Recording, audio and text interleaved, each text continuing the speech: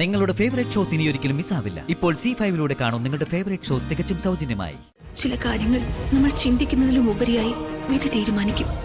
അച്ഛന്റെ സ്നേഹം വേണമെന്ന് അങ്ങേയറ്റം ആഗ്രഹിച്ച് എനിക്ക് വന്ന വിധി എന്നേക്കുമായി എന്റെ അച്ഛനിൽ നിന്നും അകന്നു പോകാനാണ്. ചെറുക്കൻ വീട്ടുകാർ വന്നത് 10:30. അപ്പുറത്തുനിന്ന് ഇങ്ങോട്ട് വരാൻ അത്ര താമസോ? അതിനൊക്കെ ഓരോ സമയമുണ്ട് മോള്. പയ്യനെ സ്വീകരിക്കുന്ന സമയം 10:30. അങ്ങോട്ടിരിക്കി. അതെ, കിഴക്കതിൽ അവരൊക്കെ വന്നിട്ടുണ്ട്. അങ്ങോട്ടില്ല, അങ്ങോട്ടില്ല.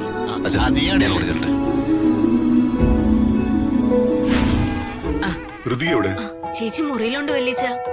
മുഹൂർത്തം അടുത്തില്ലേ? അവൾ എന്താ റൂമിൽ ചെയ്തോണ്ടിരിക്കുന്നത്? ആരെങ്കിലും പോയി കൂട്ടിക്കൊണ്ടോ? ഞാൻ പോയി വിളിച്ചോണ്ട് വരാം പ്രധാന. ചേച്ചി ഇവിടെ നിൽക്ക്, ഞാൻ പോയി വിളിച്ചിട്ട് വരാം. തിരുമേനി, ഇവിടുത്തെ കാര്യങ്ങളെല്ലാം ഓക്കെ അല്ലേ? മോളെ ഋതു, മോളെ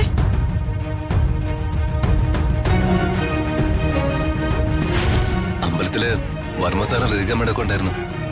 ഓ, പറയും പോലെ ഋതിക മാഡത്തിന്റെ കല്യാണം എന്നാണല്ലോ. നിനക്ക് അവിടെ തല കാണിക്കട്ടെ. വർമ്മ സാറിനോട് ഇന്നലെ കാര്യങ്ങൾ ഞാൻ പറഞ്ഞായിരുന്നു. ഒരുക്കേണ്ടതൊക്കെ ഒരുക്കിയിട്ടുണ്ട്. കൊച്ചിന്റെ ഒരു ഗതികേട്.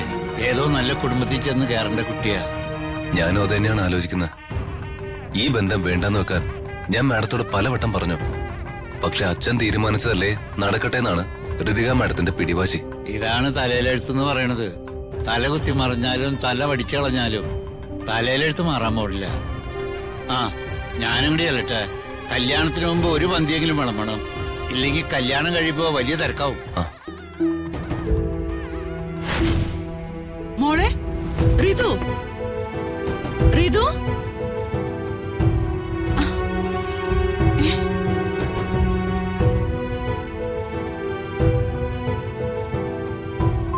ഋതു,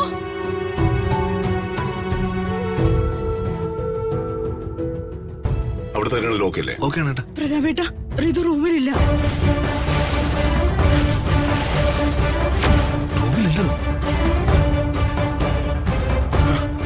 റൂമിലില്ലെങ്കിൽ വേറെ ഒരിടത്ത് കാണും. നോക്ക്, എല്ലായിടത്തും നോക്ക്. നമുക്ക് നോക്കാം. ചേച്ചി പോയി നോക്ക്. ഋതു, മോളെ ഋതു.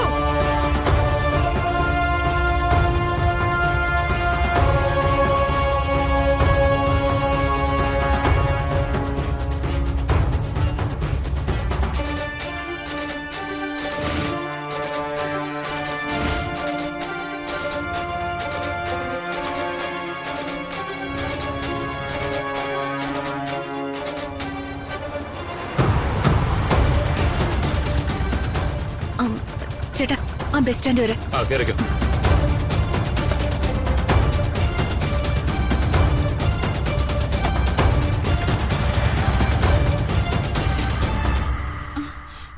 മോളെ ഋതു,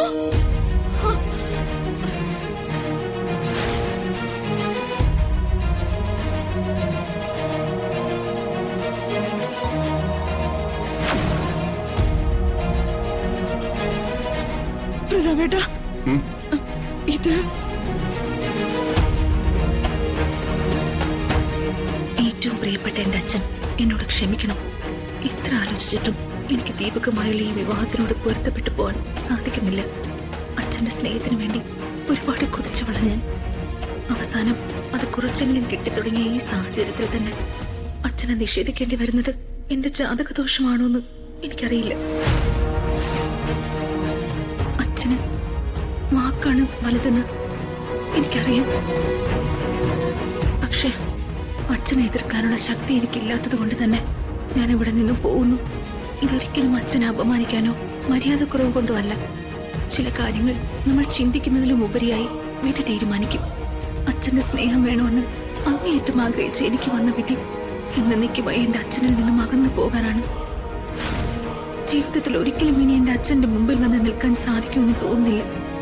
എങ്കിലും എന്റെ മനസ്സിനുള്ളിൽ എന്നും സൂക്ഷിക്കുന്ന ഒരു രൂപമുണ്ടെങ്കിൽ അതെന്റെ അച്ഛനായിരിക്കും.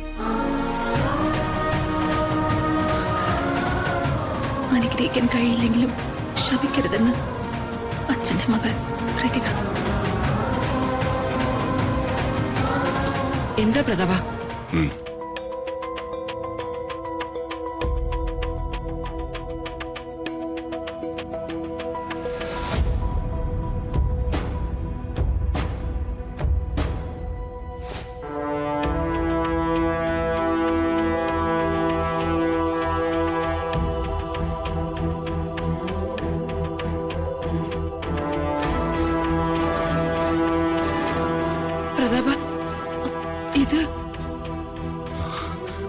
അവസാനിച്ചു ചേച്ചി. എന്നെ കൊണ്ട് വയ്യ. ഞാനാകെ തകർന്നു പോയ പോലെ ആരെയും ഫേസ് ചെയ്യാനുള്ള ധൈര്യം എനിക്കില്ല. ഇനി എന്താ വേണ്ടതെന്ന് ചേച്ചി തീരുമാനിച്ചു.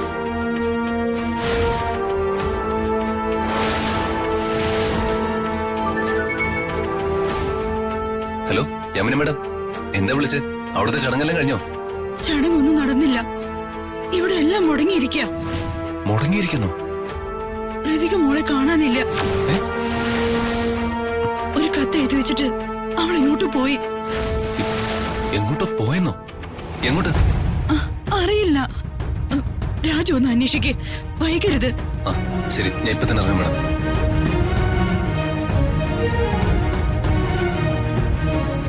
അതെ, രമ്യയായിട്ടുള്ള കല്യാണം. അച്ഛാ, എനിക്ക് അത്യാവശ്യമായിട്ട് ടൗൺ വരെ ഒന്ന് പോണം. എന്താ കാര്യം മോനെ?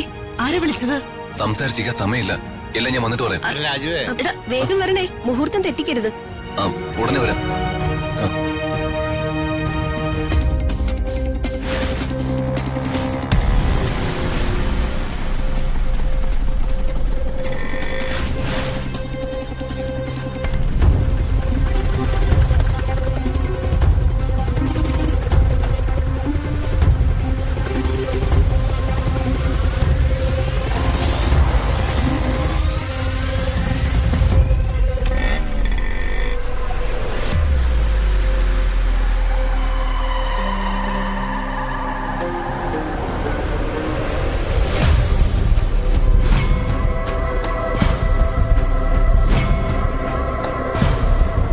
ചേട്ടാ, ഇത് ചെന്നൈയിലേക്കല്ലേ? സീറ്റുണ്ട്. ഉണ്ട്, കേറിക്കോ. ചെന്നൈയിലേക്കല്ലേ? അതെ അതെ, കേറിക്കോ.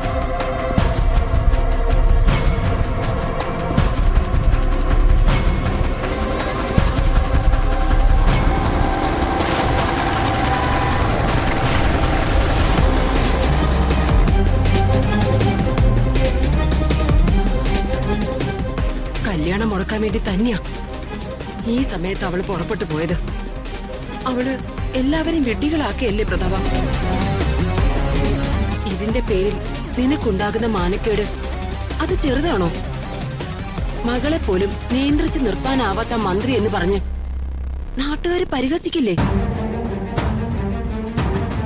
നമ്മൾ അമ്പലത്തിൽ നിന്ന് വന്നിട്ട് കുറച്ചു നേരമല്ലേ ആയുള്ളൂ. അതിനുശേഷമായിരിക്കും പോയത്.